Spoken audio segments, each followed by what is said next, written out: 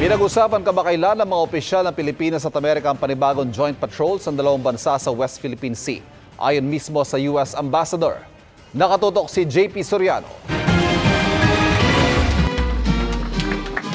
Pinasinayaan sa Manila Yacht Club ang marker na ginugunita ang makasaysayang pagdating sa Manila Bay noong 1935 ng Pan Am China Clipper, ang kauna-unahang flight mula Amerika papuntang Pilipinas.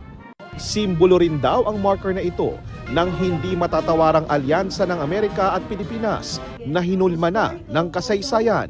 Alyansang hanggang ngayon ay patuloy raw na pinalalakas ayon kay US Ambassador Mary Kay Carlson. Kahapon, nakapulong niya si Defense Secretary Gilbert Teodoro at ibang opisyal ng Armed Forces of the Philippines. Tinalakay nila ang ilang plano, kabilang na ang mga defense cooperation, gaya ng posibleng panibagong joint patrol operations ng Amerika at Pilipinas sa West Philippine Sea. Certainly, this coming year, we expect both of our militaries to continue to operate and to exercise and to do whatever it takes, both bilaterally, multilaterally, to ensure the safety and security of our peoples.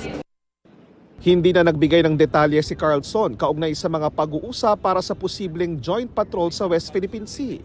Pero nauna nang sinabi ni AFP Chief of Staff General Romeo Bronner Jr. na mahalaga ang joint patrol operations ng Amerika at Pilipinas para maipakita sa mundo na lalong pinalalakas ang isang rules-based international order.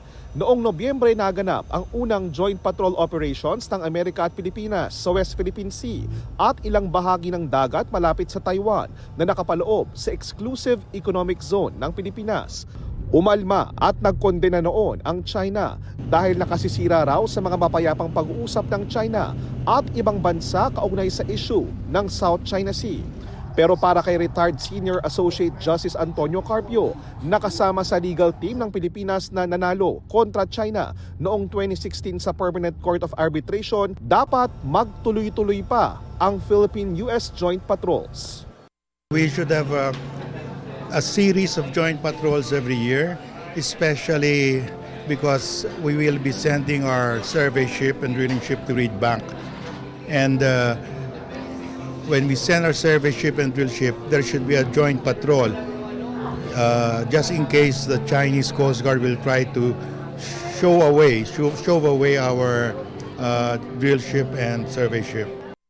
Wala pang reaksyon ng Chinese Embassy sa Pilipinas at Department of Foreign Affairs sa pahayag na ito ni Carpio. Para sa GMA Integrated News, JP Soriano, nakatutok 24 oras. Mga kapuso, patuloy na tumutok sa mga balita. Mag-subscribe sa GMA Integrated News sa YouTube. Sa mga kapuso abroad, samahan niyo kami sa GMA Pinoy TV at www.gmanews.tv.